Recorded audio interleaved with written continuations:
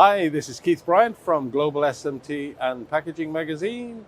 I'm at the THECA 2025 and I'm sitting here with a young lady from Celestica called Paula, and she is part of the HR and let's say people management team. So we're going to talk about the changes that you've seen and everything that we have going forwards with Celestica in Thailand, because Celestica have been here since I think 1986, 85? 1985. Yeah. 85. Which was not long after Celestica was born. Right, just a year after. Yeah, and obviously they chose Thailand at the time, having looked everywhere. And maybe you can give me a little bit of the history and things that have changed the company in the time. Okay, so we just celebrated the 30th years anniversary of Celestica Thailand. And at first we were just the EMS, Electronic Manufacturing Services provider.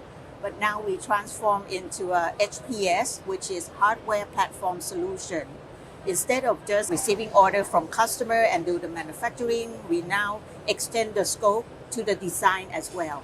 But Celestica Thailand is one of the mega sites producing product in one of the two major sectors, which is the CCS, Communication and Cloud Service Solutions. So we not just manufacture, but provide solution for the customer in terms of the hardware manufacturing, software development.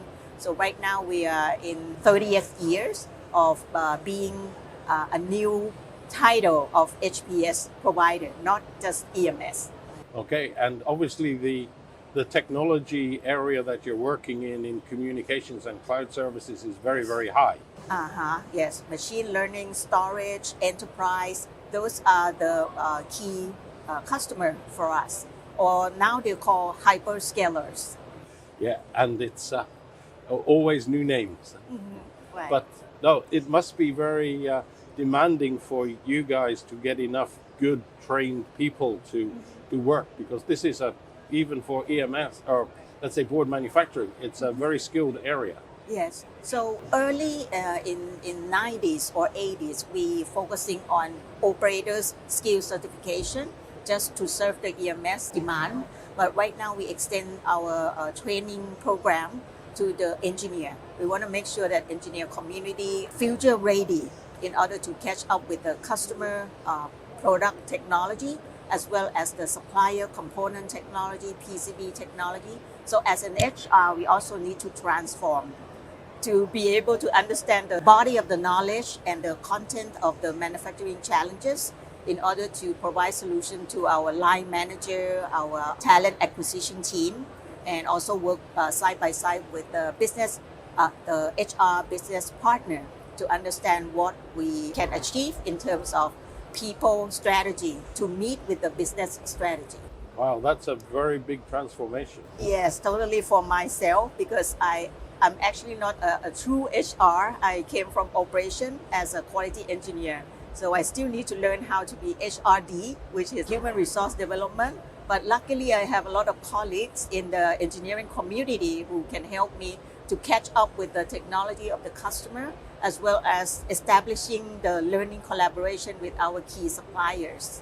Yeah, but no, I would say you have advantages over normal HR people, Paula, because you have an understanding of the business and the technology and the manufacturing. I see so many people, even managers in companies, who they are a very good manager, but they don't have the knowledge and experience of the, let's call it the hands-on part of the business. Yeah, exactly. And you are both. So you have like two strengths to put together, and I think it's an advantage over a pure HR person. Yes, and I'm being mentored and coached by the global HR in Celestica to make sure that we use the learning model, the 70%, 20%, 10% learning, which is not only in the classroom training, which is only 10% effective, but make sure we have the hands-on, the one that you just mentioned, as part of the 70% learning on OJT or maybe over an assignment or a project.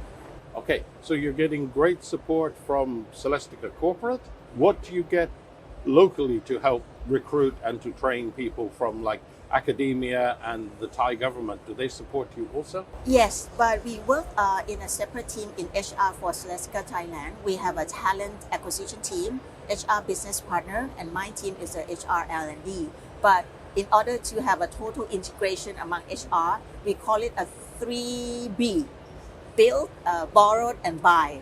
So the talent acquisition will buy people, talent from outside, and the borrow would be the business partner to take a look at the talent job rotation or maybe the recognition program to help them going in a fast track in order to become a leader. And I myself is on the build, to build the talent after we receive the candidates. You've explained it very simply, but it's actually a really great process to run, let's call it the recruitment, the training, but also the personal development of the people within the company.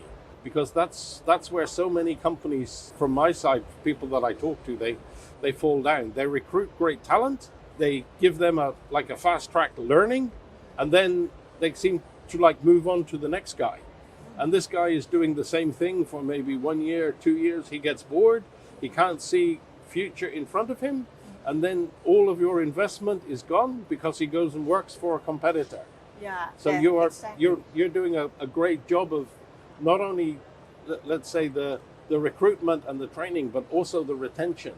Yes, and one of the area that I received from a survey with the engineering candidates or engineering talent is that they would like to have a deeper understanding of the science and technology of down to the molecular level to understand how solar paste is behave under different conditions. So this year is the first time we have a collaboration with Chulalongkorn University, which is one of the leading engineering school in Thailand.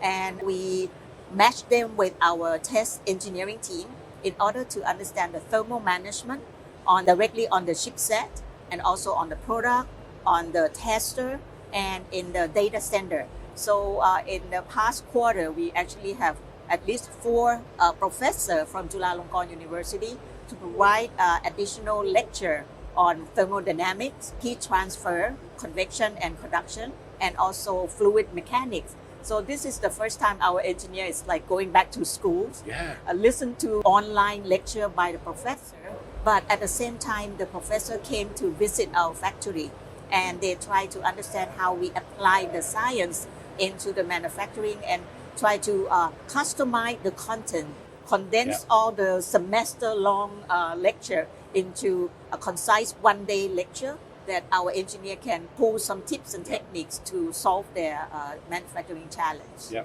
and that's also one of the big issues that people have.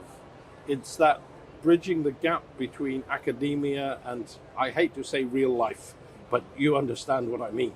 Yes. You know, our industry, which is the most important. The knowledge of the science is great, but you need to understand the real world application. And to hear that the lecturers came and spent time to understand what was needed, I mean, that's a great thing to do. Yeah, and most of our engineers are from electronic background. They don't actually have the mechanical knowledge in thermal management. So it's an eye-opening session for them. But this is just one of the exciting programs that I'm working on. I also work with the key suppliers like PCB supplier, connector suppliers, or solar paste supplier.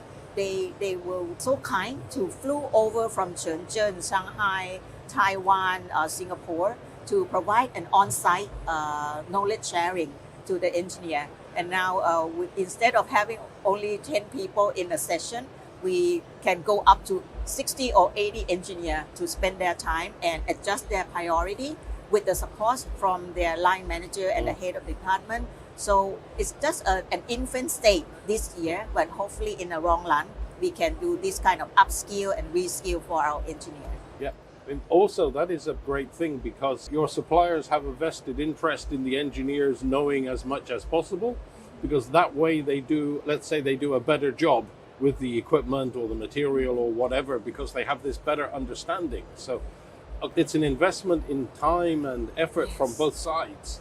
But if you're a forward-thinking company and you can see the bigger picture, it's a tremendous way to work. So I applaud you guys very much. Thank you. I have to juggle between the manufacturing needs as well as the people development needs that we have to find a window that can optimize the time.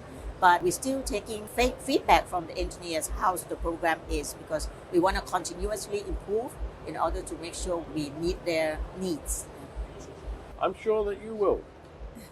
Anyway, thank you for sharing and enlightening me a lot. I've known your company for a long time, like everybody in the industry does. But to get a better understanding of the way that you're recruiting, and I was going to say managing, but it's more training the resource and trying to bring the best out in your people.